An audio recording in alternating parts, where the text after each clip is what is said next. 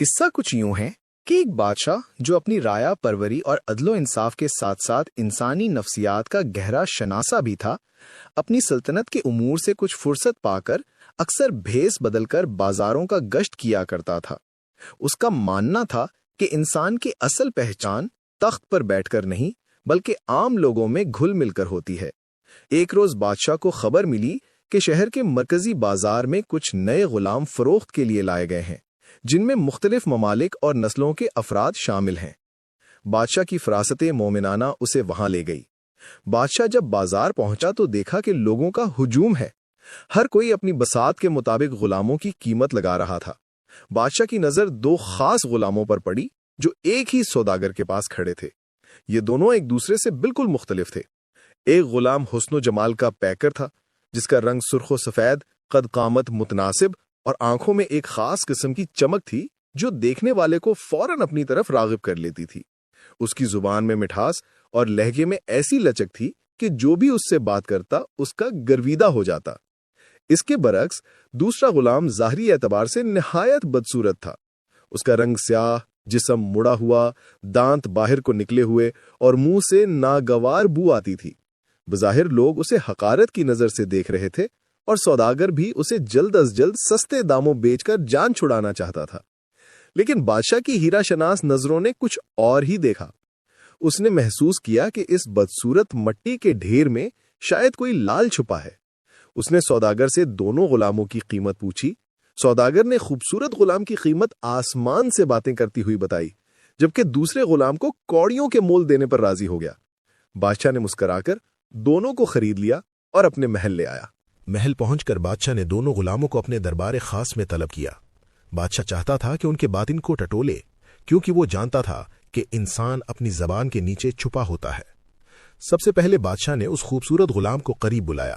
وہ غلام بڑے سلیقے اور ادب سے آگے بڑھا، جھک کر سلام کیا اور بادشاہ کی تعریف میں زمین و آسمان کے قلابے ملا دیے۔ بادشاہ نے اس سے پوچھا، تیرا نام کیا ہے اور تو کس فن میں مہارت رکھتا ہے؟ غلام نے شیریں زبانی سے جواب دیا، حضور، غلام کا نام تو وہی ہوتا ہے جو آقا رکھتے، اور ہنر وہی ہے جو آقا پسند کر لے۔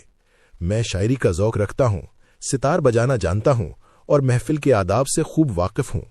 آپ کی محفل کو گلزار بنانا میرا کام ہے۔ بادشاہ نے اس سے مختلف موضوعات پر بات کی۔ وہ غلام نہایت ہوشیار اور حاضر جواب تھا۔ وہ ہر بات کا جواب ایسے نپے تلے الفاظ میں دیتا کہ سننے والا دنگ رہ جائے۔ اس کی باتوں میں لفاظی، محاورات اور ضرب الامثال کا استعمال اس قدر مہارت سے تھا کہ بادشاہ کے درباری بھی اش اش کر اٹھے۔ بادشاہ بظاہر اس کی ذہانت اور لیاقت سے بہت خوش ہوا اور اس سے داد و تحسین سے نوازا۔ اس غلام کے دل میں یہ بات گھر کر گئی کہ بادشاہ اس کے حسن و کمال کا اسیر ہو چکا ہے اور اب محل میں اس کا سکہ چلے گا۔ اب بادشاہ نے دوسرے غلام کی طرف رخ کیا۔ اس کے کالے کالے دانت اور منہ کی بدبو نے فضا کو مقدر کر دیا۔ بادشاہ نے جان بوجھ کر اپنی ناک پر رومال رکھا اور چہرے پر ناگواری کے تاثرات لاتے ہوئے کہا، او بدبخت، ذرا پرے ہٹ کر بیٹھ، تیری بو سے میرا دماغ پھٹا جا رہا ہے۔ تیرے چہرے کی سیاہی شاید تیرے دل کی سیاہی کا پتہ دیتی ہے۔ بتا، تیرے پاس کیا ہے جو میں تجھے اپنے پاس رکھوں؟ نہ تیری صورت دیکھنے کے قابل ہے اور نہ ہی تیری قربت برداشت ہوتی ہے۔ یہ سن کر وہ غلام نہ تو اداس ہوا اور نہ ہی اس نے کوئی معذرت خواہانہ رویہ اختیار کیا۔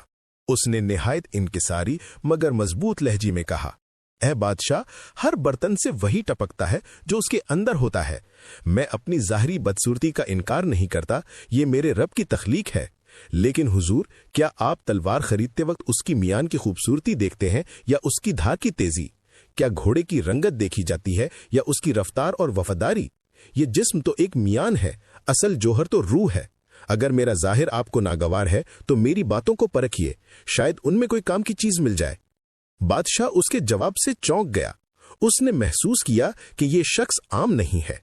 بادشاہ نے گفتگو کا سلسلہ بڑھایا اور اس سے مشکل ترین سوالات کیے۔ بادشاہ نے پوچھا، عقل مند کون ہے؟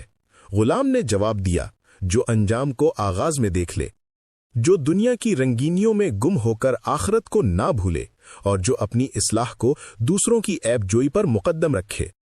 بادشاہ نے مزید سوالات کیے اور ہر سوال کا جواب اس غلام نے ایسی حکمت اور دانش سے دیا کہ بادشاہ کا دل اندر سے روشن ہو گیا۔ تاہم بادشاہ نے ابھی اپنی پسندیدگی کا اظہار نہیں کیا اور اپنی ظاہری ناگواری برقرار رکھی تاکہ امتحان مکمل ہو سکے۔ اب بادشاہ نے فیصلہ کن مرحلے کا آغاز کیا۔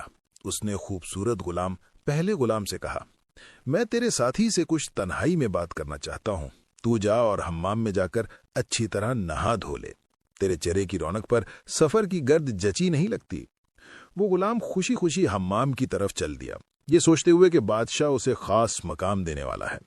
جب وہ چلا گیا تو بادشاہ نے اس بدصورت غلام، جس کا نام ہم دانش فرض کر لیتے ہیں، سے مخاطب ہو کر کہا، اے شخص، تیری باتیں دانش مندانہ سہی، لیکن تیرے ساتھی نے تیرے بارے میں جو کچھ کہا ہے وہ مجھے تشویش میں مبتلا کر رہا ہے۔ دانش نے پوچھا، حضور، میرے بھائی نے میرے بارے میں کیا کہا؟ بادشاہ نے جھوٹ موٹ کا جال بنتے ہوئے کہا، اس نے تجھے چور، بدماش، آوارہ منش، مخنث اور نہ جانے کیا کیا کہا ہے۔ وہ کہتا ہے کہ تو سابقہ آقا کے ہاں سے چوری کر کے بھاگا تھا اور تیرے اندر منافقت کوٹ کوٹ کر بھری ہے۔ تاہم میرا دل کہتا ہے کہ تم بہت عقل مند ہو اور تمہارا ساتھی تمہارے پاس سنگدی نہیں۔ تم بھلا اس زبان دراز کو کیسا سمجھتے ہو؟ یہ سن کر غلام کی آنکھوں میں نمی آ گئی، لیکن اس کے لہجے میں غصہ نہ تھا۔ اس نے دست بستہ عرض کیا، حضور، میرا ساتھی بڑا راست گو ہے، میں نے اس کے ساتھ طویل سفر کیا ہے اور اسے ہمیشہ سچ بولتے پایا ہے۔ وہ نہ صرف راست گو ہے بلکہ نیک ہوئی، حیا، حلم، دینداری اور احسان و سخا کا پتلا ہے۔ یہ اوصاف فی الحقیقت اس کی فطرت میں ودیعت کیے گئے ہیں۔ اس نے جو کچھ میرے بارے میں کہا ہے میں اس کو تہمت نہیں کہہ سکتا۔ ہو سکتا ہے کہ اس کی باریک بین نظر نے میرے اندر وہ عیوب دیکھ لیے ہوں جو میں اپنی محبت ذات کی وجہ سے نہیں دیکھ سکا۔ انسان اکثر اپنے عیوب سے اندھا ہوتا ہے۔ اے بادشاہ، اگر اس نے مجھے برا کہا ہے تو یقیناً اس کی نیت میری اصلاح کی ہوگی۔ میں اپنی کمزوریوں پر شرمندہ ہوں اور کوشش کروں گا کہ ان کی اصلاح کروں۔ بادشاہ اس جواب پر دنگ رہ گیا۔ کہاں آج کل کے لوگ جو ذرا سی تنقید پر مرنے مارنے کو تیار ہو جاتے ہیں، اور کہاں یہ غلام جو اپنی برائی سن کر بھی اپنے ساتھی کی تعریف کر رہا ہے۔ بادشاہ نے اسے مزید کریدا، ارے میاں، کسی بات کا خوف نہ کر، اور جس طرح اس نے تیرے عیوب بیان کیے تو بھی بے دھڑک اس کے تمام عیوب و نقائص بیان کر دے، تاکہ مجھے معلوم ہو جائے کہ تو میرا خیر خواہ ہے اور میرے کاروبار سلطنت کا مددگار۔ غلام نے آہب بھری اور کہا، حضور، آپ کے پوچھنے پر ہی مصر ہیں تو پھر اس کے عیوب بیان کیے دیتا ہوں۔ اس کا پہلا اور سب سے بڑا عیب یہ ہے کہ وہ نہایت وفادار، ہمدرد اور دل کا کھرا ہے۔ وہ جوان مرد ہے اور کبھی ایسا ہے کہ کسی کے لیے اپنی جان تک قربان کرنے سے دریغ نہیں کرتا۔ اس کی سچائی اس کے لیے مصیبت بن جاتی ہے۔ اس کا دوسرا عیب یہ ہے کہ وہ خود بین نہیں ہے بلکہ خود ہی اپنا نقطہ چین ہے۔ وہ اپنا عیب خود ہی ڈھونڈ کر بیان کر دیتا ہے تاکہ دوسرے تکلیف نہ اٹھائیں۔ وہ سب کے ساتھ نیک سلوک کرتا ہے اور بدلے میں سختیاں اٹھاتا ہے، لیکن شکوہ نہیں کرتا۔ بادشاہ نے تنبیہ کرتے ہوئے کہا، تو اپنے دوست کی تعریف میں مبالغہ کیوں کر رہا ہے؟ شاید اس کی تعریف کے پردے میں تو اپنے اوصاف بیان کر رہا ہے کہ تو کتنا عالی ظرف ہے۔ ذرا سوچ سمجھ کر بات کر اور اپنے دوست کے حقیقی عیب جلدی بیان کر دے، ایسا نہ ہو کہ میں اس کا امتحان لوں اور تجھ کو شرمسار ہونا پڑے۔ غلام نے پرنم آنکھوں سے کہا، حضور، میں خدائے بزرگ و برتر کی قسم کھا کر کہتا ہوں کہ میں ریاکاری سے کام نہیں لے رہا، بلکہ جو کچھ میں نے بیان کیا ہے میرے ساتھی کے اوصاف فی الحقیقت اس سے 100 گنا زیادہ ہے۔ اس کے جد قدر اوصاف کا مجھ کو علم ہے، وہ اگر بیان کروں تو آپ باور نہیں کریں گے۔ مجھے ڈر ہے کہ میری زبان اس کی خوبیوں کا حق ادا کرنے سے قاصر ہے۔ اگر اس نے مجھے برا کہا ہے تو یہ اس کا ظرف ہے اور میرا نصیب۔ بادشاہ سمجھ گیا کہ یہ غلام سچے موتی کی طرح ہے جو کیچڑ میں بھی اپنی چمک نہیں کھوتا۔ یہ اپنے ساتھی کی پیٹھ پیچھے برائی ہرگز نہیں کرے گا۔ چنانچہ اس نے گفتگو کا موضوع بدل دیا اور دوسری دنیاوی اور سیاسی باتیں چھیڑ دیں۔ غلام نے نہایت حسن و خوبی اور تدبر سے بادشاہ کے ہر سوال کا جواب دیا، یہاں تک کہ بادشاہ اس کے بلند اخلاق، دور اندیشی اور فہم و فراست کا دل سے قائل ہو گیا۔ بادشاہ نے سوچا کہ اس سلطنت کا انتظام ایسے ہی لوگوں کے ہاتھ میں ہونا چاہیے۔ اب وقت تھا دوسرے غلام خوبصورت والے کو آزمانے کا۔ بادشاہ نے دانش کو کسی کام کے بہانے دربار سے باہر بھیج دیا اور حکم دیا کہ حمام سے فارغ ہونے والے غلام کو پیش کیا جائے۔ جب وہ خوبصورت غلام نہا دھو کر زرق برق لباس پہن کر اور خوشبوؤں میں بس کر بادشاہ کے سامنے آیا تو واقعی چاند کا ٹکڑا لگ رہا تھا۔ اس کے حسن سے مزید نکھار آ چکا تھا۔ बादशाह ने उसे अपने करीब बिठाया, मुस्कराया और कहा, खुदा तुझको हमेशा तंदुरुस्त रखे। तुम्हारी पाकीज़ा सूरत उस सीरत को देखकर मेरा दिल बहुत खुश हुआ है। तुम वाकई बादशाहों की महफिल के लायक हो, लेकिन अफसोस, काश कि तुझ में वो उयूब ना होते जो तुम्हारे साथी ने अभी मेरे सामने बयान किए हैं। तुम्हारी इतनी खूबसूरत सूरत के पीछे ऐसे ऐब छुपे हैं, ये सुनकर मुझे बहुत दुख हुआ। ये सुनना था कि गुलाम के चेहरे का रंग फक हो गया, उसकी मुस्कुराहट गायब हो गई और पेशानी पर बल पड़ गए। वो बेचैनी से पहलू बदलने लगा। उसने बमुश्किल अपने गुस्से को जब्त करते हुए पूछा, हुजूर, उस बेदीन, नमक हराम और कलमा मुंह वाले ने मेरे बारे में क्या बकवास की है? आप जरा उसकी तरफ इशारा ही फरमा दें, मैं उसका झूठ अभी बेनकाब किए देता हूं। बादशाह ने जलती पर तेल छिड़कते हुए कहा, सबसे पहले उसने तेरी मुनाफिकत बयान की कि तू जाहिर में कुछ और है और बातिन में कुछ और। वो कहता है कि देखने में दवा मालूम होता है लेकिन असल में दर्द है। उसने कहा कि तू रियाकार है, चुगलखोर है और जब मौका मिले तो अपने मोहसिन को भी डसने से बाज नहीं आता। उसने तेरे किरदार पर भी कीचड़ उछाला है। ये अल्फाज सुनकर उस गुलाम का जब्त का बंधन टूट गया। उसका चेहरा फरते गजब से तमतमाने लगा, आंखें सुर्ख अंगारा हो गईं और मुंह से झाग उड़ने लगी। वो अपना ज़ाहिरी रखरखाव भूल गया और दूसरे गुलाम के खिलाफ जो मुंह में आया कह दिया। वो चीखा, वो कुत्ता, वो कमीना, वो खुद गंदगी का ढेर है और मुझे बुरा कहता है। हुजूर, आप नहीं जानते वो कितना बड़ा मक्कार है। वो पैदाइशी झूठा है, उसकी नस नस में हराम भरा है।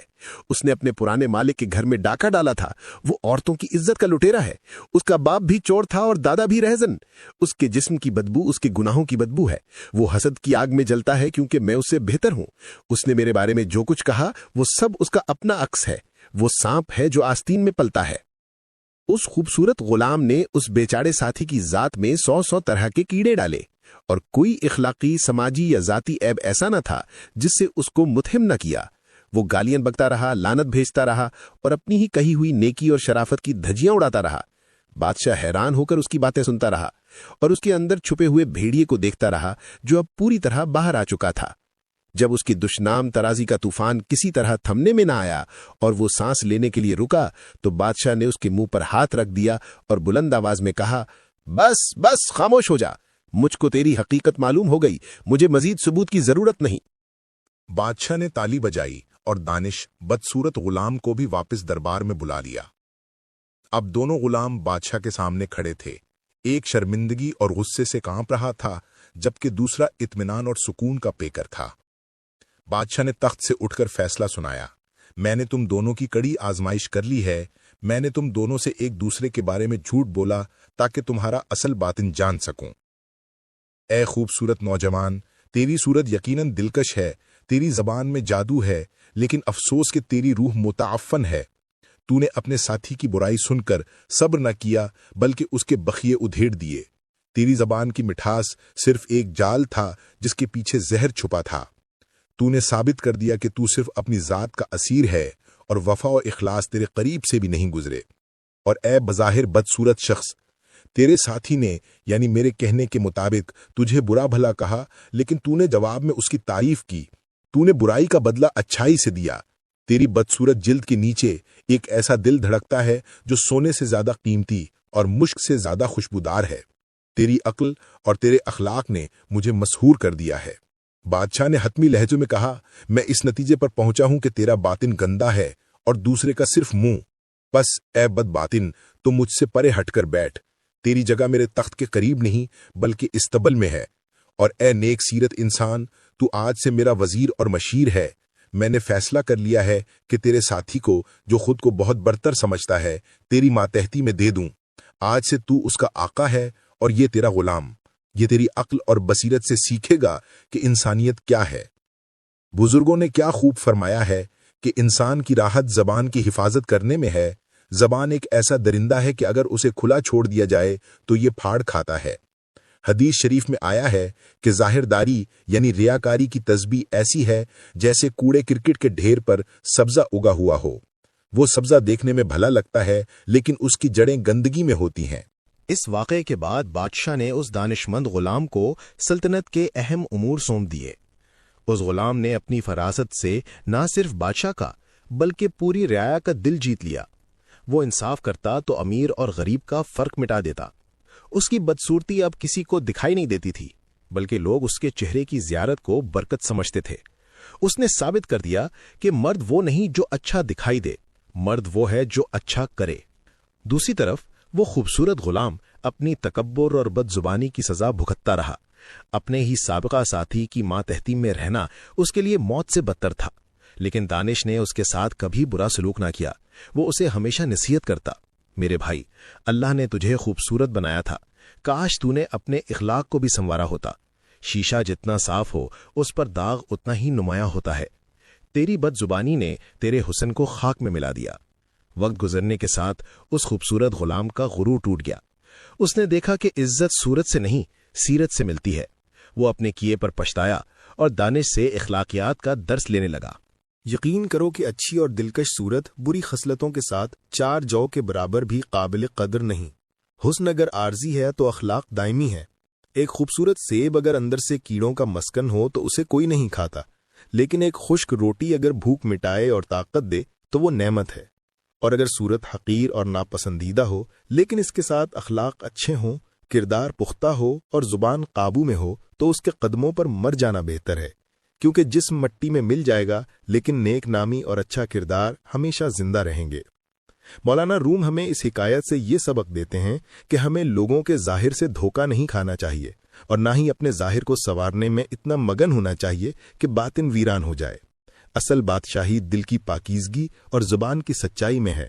جیسا کہ شاعر نے کہا، صورت پہ نہ جا سیرت کو پہچان، خزف کے ریزوں میں ملتے ہیں گوہر اکثر۔